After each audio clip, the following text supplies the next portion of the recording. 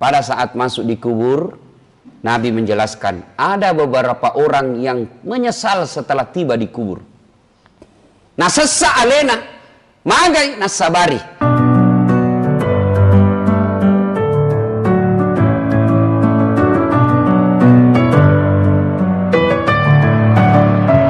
Seorang anak manusia dari dilahirkan sampai sekolah dan akhirnya sarjana, hidup di kota Makassar, bergaulnya di kota Makassar, hidup sehari-harinya di kota yang ramai ini. Akhirnya mendaftarlah dia pegawai negeri. Setelah mendaftar pegawai negeri, ternyata dia ditempatkan di pelosok kampung di Papua. Tidak ada listrik, tidak ada sinyal, dan dia harus tinggal di situ bertahun-tahun. Maka dia pasti stres. Saya saku. Nah, teleponlah orang tuanya. Tidak bisakah di sini, Pak? Setengah mati saya di sini. Tidak ada sinyal. Dari kecil saya berkomunikasi pakai handphone. Sekarang tiba-tiba tidak ada sinyal. Air susah, listrik tidak ada. Menderita saya, Pak. Kata bapaknya, sabar mako dulu nak. Tinggal mako di situ. Insya Allah akan ada perubahan. Tidak bisakah, Pak? Menderita saya di sini. Setelah dia menderita, akhirnya dia putuskan, sudah Mi, biar mak saja pensiun dini. Lebih baik saya tinggalkan ini pekerjaan gajiku yang cuma 5 juta dari saya penderita 24 jam. Pulang mak, kata bapaknya. Pulang mak Kopale. Saudaraku, merantau, pergi kerja, ternyata di tempat kerja tidak menyenangkan. Bapak masih ada pilihan. Apa pilihannya? Pensiun dini. Polisi ditugaskan ke Papua. Di sana orang baku tembak-tembak. Tentara ditugaskan ke Papua. Ternyata juga tidak nyaman di sana. Bapak ibu masih punya pilihan. Apa? Pensiun nggak? Berhenti ya? Ada apa? Tapi ketahuilah demi Allah, kalau masuk maki di kubur, tidak ada yang dibilang pensiun dini. Kalau masuk maki di kubur, Bapak senang tidak senang, puas tidak puas, tinggal kau di situ, tidak boleh kau pulang-pulang lagi. Kalau di dunia tidak senang kita perantauan, masih bisa pulang. Pergi cari kerja di Jakarta, ternyata di Jakarta tidak ada nyamannya, pulang lagi di kampung Tamak Galung. Ternyata sampai di kampung kita merantau tidak nyaman juga, masih bisa pindah lagi. Tapi ketahuilah demi Allah, ketika Bapak masuk kubur, tidak ada pilihan kecuali tinggal maki di situ, tidak ada lagi pulang-pulangnya. Dan pada saat masuk di kubur, Nabi menjelaskan ada beberapa orang yang menyesal setelah tiba di kubur. Nasassa alena magai nasabari. Maka dia Nabi tak menyesal mereka sebab apa? Satu, enggan bersedekah. Selama hidupnya dari pagi sampai pagi lagi lembur cari nafkah. Bahkan dia tinggalkan sholatnya, dia tinggalkan keluarganya, menghalalkan segala cara. Dia dapat itu harta, bisa bikin rumah yang mewah, punya mobil yang bagus, punya tabungan deposito yang banyak. Tapi ketika dia meninggal, tidak punya sedekah. Rumahmu, depositomu, mobilmu, bukan kau yang punya. Apa yang kau bawa? Hanya selembar kain kafan. Kaos kaki dilarang, cincin tidak boleh, baju tidak boleh, kain kafan, kain yang paling murah. Biar Bapak pejabat tinggi, biar Bapak kaya, tidak bisa kasih tahu kain kafannya sutra. Tidak, kain yang paling murah. Selama kita hidup, parfum yang kita pakai berjuta-juta harganya, tapi begitu Bapak mati, apa parfum dipakai? Kapur barus. Maka menyesallah ketika masuk di kubur, karena dia tidak bersedekah. Kenapa? Sedekah ini yang membuat kita menyesal. Sebab puasa, haji, zakat, sholat hanya kita nikmati ketika kita lakukan saat di dunia. Ketika Bapak sholat, puasa, haji, didapat pahalanya ketika kita di dunia. Tapi yang namanya sedekah, namoni mati nih, biar kita sudah jadi jasad, tinggal tulang belulang, tapi masjid yang kita bangun, sekolah yang kita bangun, pesantren yang kita ikut bangun, selama pesantren, masjid, sekolah itu dimanfaatkan, selama itu kiriman pahala datang kepada kita, meskipun kita sudah dikubur. Ini disebut amal jariah. Maka ini masjid belum rampung. Bapak-bapak, sedekah. Saya tidak bisa sedekah uang Ustaz, sedekah dengan otak. Pikiri bagaimana supaya bisa maju ini jamaahnya. Saya tidak punya otak Ustaz, tapi saya punya tenaga. Pakai tenagamu menolong agama Allah. Jadi kau security, jagai sandalnya orang. Itu sedekahmu. Saya tentara polisi. Gunakan tentara polisi untuk memajukan agama Allah, menolong agama Allah. Saya bukan tentara Ustaz. Tidak tahu nggak pintar, tidak tahu uangku. Apa partisipasiku? Jangan kau banyak bicara. Diam kau saja.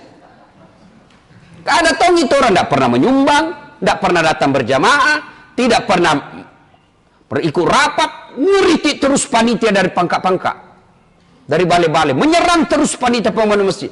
Maka bawa no, itulah pembangun, itulah partisipasimu. Maka orang yang tidak bersedekah ketika dia hidup, dia akan menyesal di akhirat kelak. Bapak-bapak, ini yang rumah tak ada di sini, begitu meninggal siapa punya? Ahli waris. Ya bagus kalau rumah tak dipakai pengajian. Tapi kalau nak pakai mesum anak tak. Nak bawa mi ceweknya sama siswa, kos-kosan mi, nak pakai berzina rumah tak, kate menderita di kubur. Maka sebelum segalanya terjadi, penyesalan itu sedekahlah. Golongan kedua yang menyesal di akhirat kelak, di kuburnya kelak, kata Nabi, adalah mereka yang mendengar panggilan azan lalu dia tidak datang. Termasuk yang selalu terlambat. Itu menyesal kau nanti ketika di akhirat.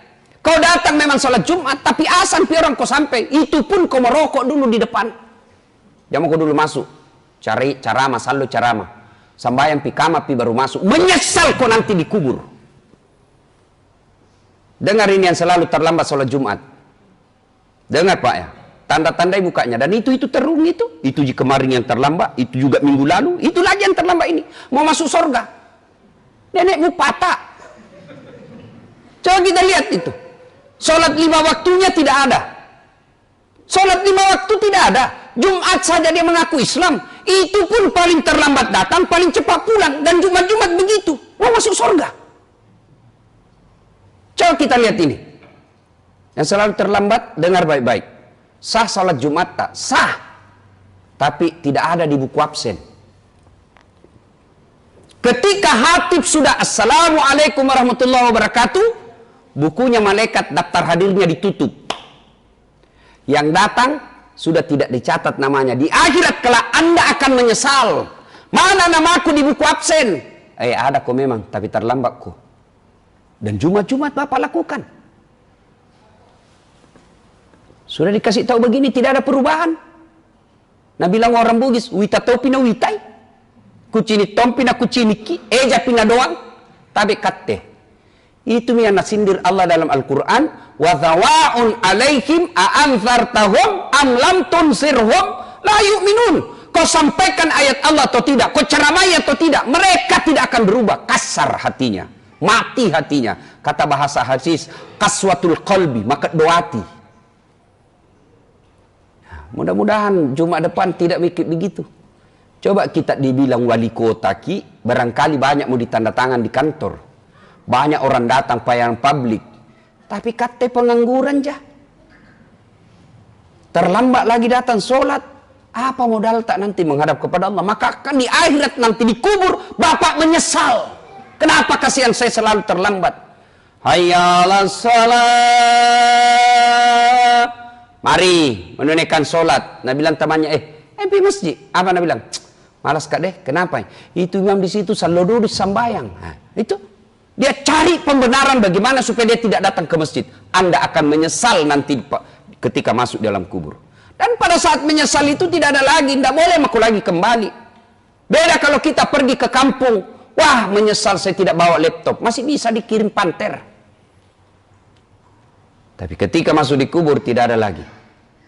Nah, yang ketiga kata Nabi, orang yang menyesal nanti di akhirat adalah orang yang memutuskan tali silaturahim. Itu nasi salah-salah. Orang yang suka bertengkar. Selesai mi kampret sama cebong. Tinggalkan itu. Sudah mi dilantik presiden. Prabowo sudah jadi menteri. Kate masih bertengkar cebong kampret. Ini dekat lagi kita. Desember nanti ini ada lagi pilwali Makassar. Silakan berbeda pilihan, tapi jangan bertengkar gara-gara beda pilihan. Kita berpecah belah. Termasuk di antara kita, masjid kadang-kala berpecah belah. Gara-gara apa? Gara-gara beda mazhab. Zaman saya kecil kalau orang berbeda mazhab tidak bertengkar, tidak ribut di medsos. Kita sholat subuh, Allahu Akbar. Ternyata di samping tidak kunut, tidak diprotes itu. Langsung jadi saja Allah, oh tidak kunut di samping Muhammadiyah. Itu saja dibilang dulu. Sekarang baku maki kita di medsos. Seolah-olah kita beda nabi. Sama kiblat tak, sama akidah tak, sama dua kalimat syahadat tak. Masa gara-gara beda mazhab, beda sudut pandang, kita saling memaki, bahkan akhirnya tidak mau datang ke masjid karena dia tidak setuju dengan pendapat ustadz yang ada di masjid itu. Orang yang memutuskan silaturahim di akhirat kelak akan menyesal. Dan sebelum itu segalanya terjadi, maka penuhi sekarang ini. Kalau bapak yang tadinya malas bersedekah, pulang ke sholat Jumat ini, sedekahlah. Yang selama ini masih selalu terlambat sholat Jumat, minggu depan kita lakukan. Datang lebih awal, selesai sholat Jumat, jangkit juga langsung pulang. Dia mungkin nanti itu yang paling terlambat datang, dia juga itu cepat pulang nanti. Lihat begini ya. Tanda-tanda beda. Itu paling terlambat datang, begitu assalamualaikum langsung lompat. Dia tonji itu. Dan dia lagi minggu depan. Nah, apa susahnya Pak? Kita semua punya masalah. Ketika ada masalah seperti ini, selesai ke sholat Jumat, tinggal ke 5 menit. Mengadu kepada Allah. Minta pertolongan kepada Allah. Ya Allah capek mak kasihan. 3 tahun mak ini jadi sarjana tidak punya kerja. Kau melarang saya menyogok. Kau melarang saya nepotisme. Engkau mengharamkan yang dilarang agama. Tapi saya mau kerja ya Allah. Minta pertolonganmu ya Allah. Tidak ada daya dan kekuatan. Kalau engkau menolong saya Allah, tidak ada kekuatan manusia yang bisa menghalangi. Minta nangis kepada Allah. Minta kepada Allah. Sesuai janji Allah. Ud'uni astajib lakum. Mintaku kepadaku. Pasti saya kasih kok. Itu janji Allah. Banyak dosa aku Ustaz. Apa Allah mendengar saya? Banyak dosa tak. Ampunan Allah jauh lebih banyak. Apa Allah tidak mendengar doa orang berdosa? Tidak. Kalau Allah tidak mendengar orang yang berdosa, maka tidak ada nih doa dikabulkan di dunia. Kenapa? Tanjak-tanjak penuh dosa aja semua ini.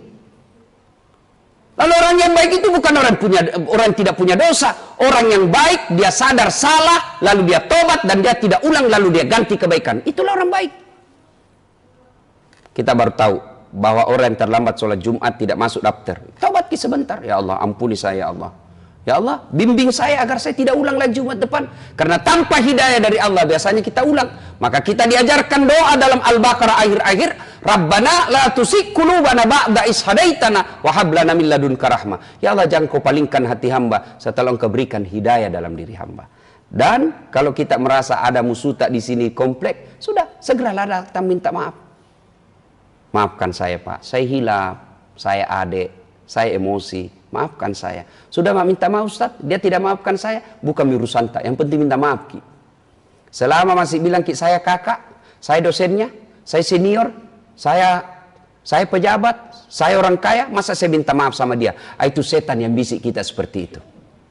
Innallaha yuhibbut tawwabina. Allah mencintai bukan yang profesor, bukan yang kaya, bukan yang tinggi jabatannya. Allah mencintai orang-orang yang bertakwa. Dan ciri-ciri orang yang bertakwa adalah saling maaf, memaafkan.